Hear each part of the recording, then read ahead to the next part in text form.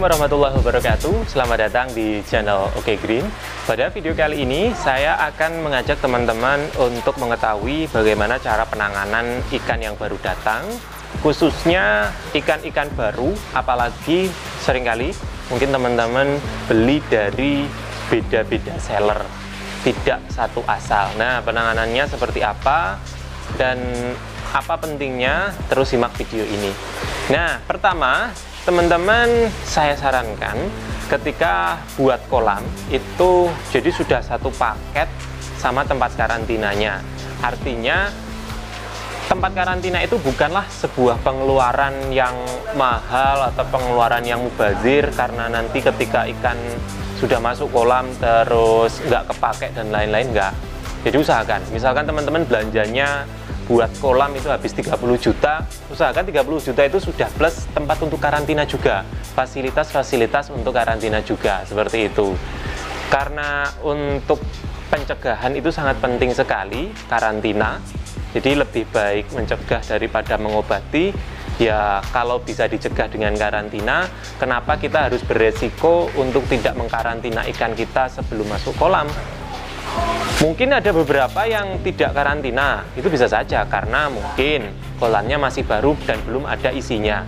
Tapi kalau kolamnya sudah ada isinya, sudah ada ikan lama, terus kita mau masukkan ikan baru, itu sangat berisiko sekali. Meskipun ikan nampak sehat dari seller, tapi beda asal, beda bakteri yang dibawa. Bisa saja seperti itu.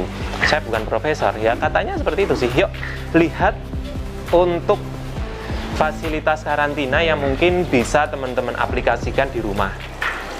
Saya pakai medianya akuarium seperti ini. Ini 1 meter untuk panjangnya, ketinggiannya 50, lebarnya juga 50. Bisa juga untuk teman-teman menggunakan bak, itu nggak apa-apa, pakai bak. Terus diusahakan masih pakai ember juga untuk filtrasinya. Kenapa penting untuk dikasih filter? Karena untuk ikan yang baru datang, penyesuaian biasanya itu membuang lendir-lendir yang ada pada tubuh ikan. Nah, seperti itu. Sementara itu kelengkapan untuk tempat karantina sendiri, yang pasti itu tadi, dilengkapi dengan filter. Kalau akuarium seperti ini biasanya pesan kan sudah untuk lebarnya segini, itu sudah ditentukan sendirilah sama pedagangnya. Terus ini saya medianya pakai Dacron, yang atas media mekanis semua, yang bawah ini ada batu gombong. Selanjutnya saya bungkus pakai ini karung, biasanya kalau di pasar itu banyak karung bawang atau karung-karung sayur itu, atau beli baru juga banyak kok. Selanjutnya aerator, ini penting juga nih.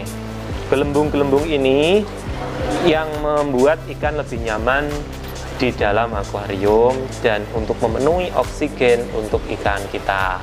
Dibantu juga untuk pompanya. Pompanya saya pakai 104 ini, mereknya terserah.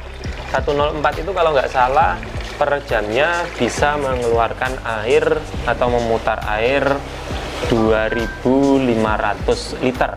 Nah, 2.500 liter. Sementara untuk perlengkapan yang lain itu heater. Ini ada heater yang 50 watt, usahakan beli yang stainless biar agak awet, nggak gampang pecah. Mereknya terserah. Kalau saya ini ada 2 macam, ada yang 50, ada yang 100. Yang 100 watt kebetulan pakai Aquaman. Kalau yang 50 watt ini nggak tahu mereknya apa ini. Guys, pokoknya inilah. Ini sangat bermanfaat. Ini harus punya. Saya sarankan teman-teman wajib punya fasilitas seperti ini. Jadi itu tadi, kembali lagi, punya kolam kok nggak punya tempat karantina itu aneh. Buat kolam jutaan kok tempat karantina murah saja kok nggak mau. Nah, biasanya kalau untuk perlengkapan seperti ini kan juga murah. Akuarium segini mungkin 350.000. Tambahlah media filter, itu nanti 20.000, 370. Ini beli di marketplace, di Shopee, di Tokopedia dan lain-lain, pompa seperti ini 120 ribuan, 130 lah biar pas ngitungnya. 500 ribu airnya gratis, pakai air tandon, pakai air sumur. Nah, seperti itu. 500.000 dibandingkan kolam teman-teman yang 50 juta ke atas mungkin. Nah, ini kan sudah termasuk murah. Oke, aeratornya mungkin teman-teman bisa pakai yang lebih kecil, yang gelembungnya biasanya 2 itu, alatnya kotak itu kecil itu kan juga bisa. Kalau untuk satu akuarium sudah sangat cukup. Kebetulan kalau saya itu pakai LP60. Nah, selanjutnya yang juga perlu diperhatikan, obat-obatan ikan. Ini selalu saya sediakan juga. Yang sering saya gunakan ini, saya pakai Biotop, terus pakai ini Inrofloc, pakai Inrofloc, terus juga menyediakan amoxilin saya ini. Amoxilin, ini amoxilin untuk manusia itu teman-teman, amoxilin. Terus sedia juga abate, ini jaga-jaga kalau punya kutu ikannya. Nggak perlu beli yang sebesar ini, teman-teman, beli yang kecil aja nggak apa-apa. Kalau ini kan saya jangka panjang ya, karena kan dagang. Terus selanjutnya dagang ikan, selanjutnya PK, lalu sedia PK, nanti kita gunakan juga untuk karantina prosesnya. Kalau untuk garam saya nggak fanatik teman-teman, yang penting air itu ketika ikan belum datang sudah saya persiapkan jauh-jauh hari. Ini bahkan nggak 2 hari, biasanya idealnya 2 hari saja sudah cukup diputar. Ini sudah seminggu yang lalu sudah saya siapkan. Jadi banyak akuarium kosong di sana, itu memang saya siapkan ketika nanti sewaktu-waktu saya belanja ikan tinggal saya masukkan dengan aman. Insya Allah seperti itu adaptasinya. Jadi nggak sulit lah. Kalau pakai air baru biasanya kan harus pakai garam untuk menyetabilkan pH, TDS dan lain-lain. Saya kurang paham untuk takaran-takaran seperti itu. Yang jelas saya sharing pengalaman saja yang biasanya saya lakukan. Oke, yuk langsung saja kita mulai untuk prosesnya. Jadi ini kebetulan dari 3 seller yang berbeda. Ini ada ikan dari 3 seller yang berbeda. 1 dari luar kota, yang 2 dari Blitar. Ini ikan-ikan yang nantinya beberapa masuk ke kolam saya, yang kolam keeping, dan beberapa nanti akan masuk ke akuarium karantina lalu dijual. Kita unboxing. Saya juga belum tahu ini ikannya kondisinya seperti apa. Ini sampainya tadi malam, baru tak buka siang. Tapi insya Allah aman. Ini kumpai. Terus ada mukasi, ada juga soa dan midori ginrin. Oke, yang pertama kita baiknya dikenalkan dengan kondisi air yang di sini atau air tempat teman-teman. Ya, bentar lah diapung beberapa menit, nanti saya apung di bak. Yang isinya nanti bak itu akan saya kasih PK nantinya. Dicuci PK dulu, baru kita masukkan ke tempat karantina. Oke, yuk.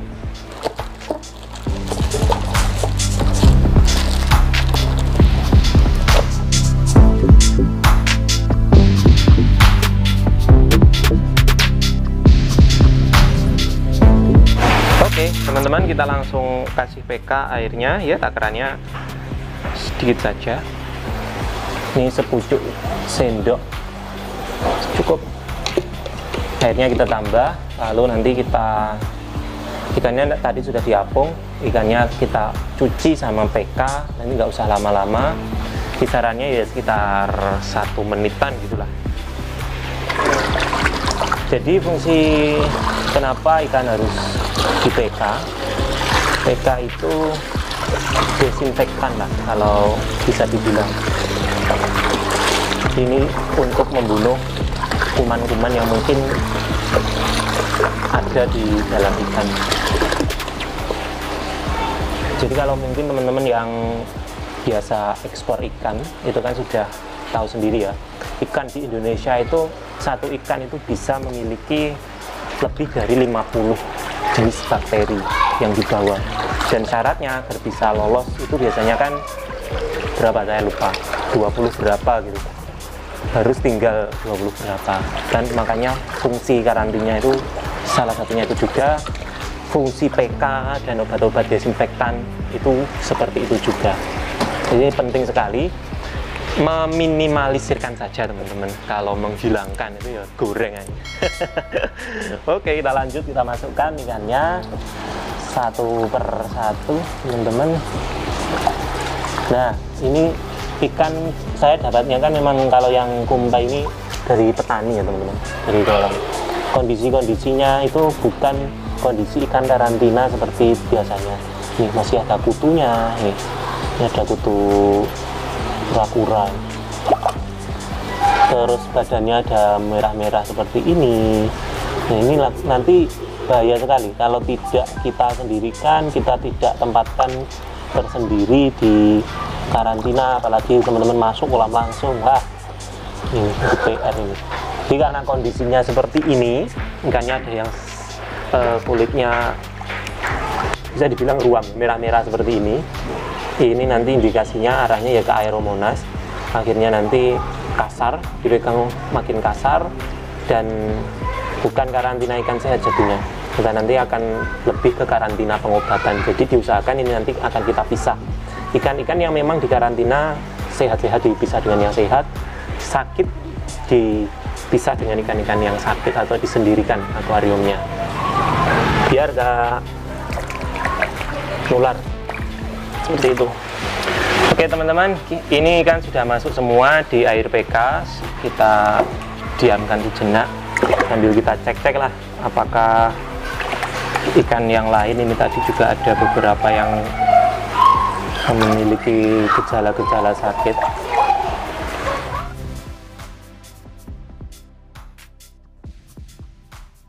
Oke teman-teman, jadi ikan saat ini sudah masuk akuarium, dan untuk pencegahan karena ini tadi berbeda asal ikannya, jadi nggak dari satu seller, saya kasih biotalk.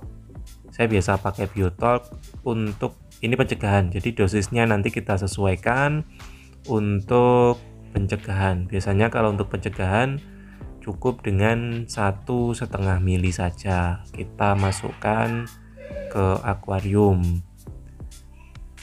Ini bertujuan untuk ikan yang ada di akuarium karantina ini agar tidak bakteri crash. Ya, kita ikhtiar saja, diusahakan daripada enggak sama sekali.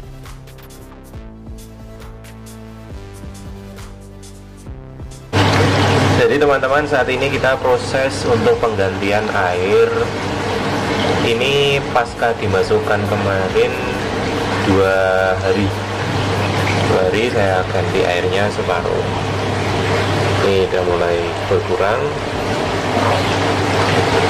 Ini nanti separuh dibuang, separuhnya lagi diganti dengan air yang baru.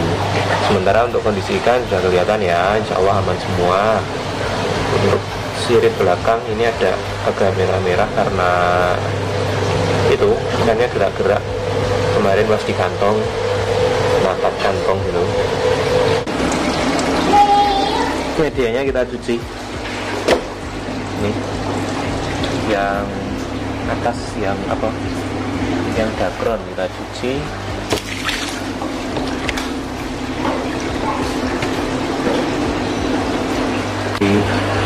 Penuh, tapi kita lihat untuk kondisi air yang samping kan tetap nih agak keruh, keruh. Kalau yang sini kan bening. Kita buang dulu pakai selang yang sebagian air yang di sini, nanti sampai bening gitu ya teman-teman ya, biar tetap bagus, kontrolnya juga tetap enak. Oke, nih kondisi ikannya alhamdulillah sehat-sehat, belum pada laku ya. Oke, jadi ini sudah bening, tuh udah bening, nggak keruh lagi. Kita sambil selangnya selesai untuk nantikan proses penggantian air sudah selesai. Nih udah bening lagi, udah bersih, kontrolnya juga enak. Setelah ini mungkin ganti airnya 4 hari, artinya seminggu nanti 2 kali ganti air baru, terus penggantian 2 hari, terus baru 4 hari atau 3 hari. Ini yang saya terapkan loh ya, mungkin kalau beda cara ya nggak apa-apa. Beda tempat biasanya juga beda penanganan ikan juga bisa jadi seperti itu, sampai nanti bisa diulang sampai dengan hampir 2 minggu untuk ikan akan dimasukkan kolam. Terima kasih untuk teman-teman semuanya. Barangkali kalau ada kurang detail, mohon maaf, bisa ditanyakan langsung di kolom komentar. Assalamualaikum warahmatullahi wabarakatuh. Terus tonton kami.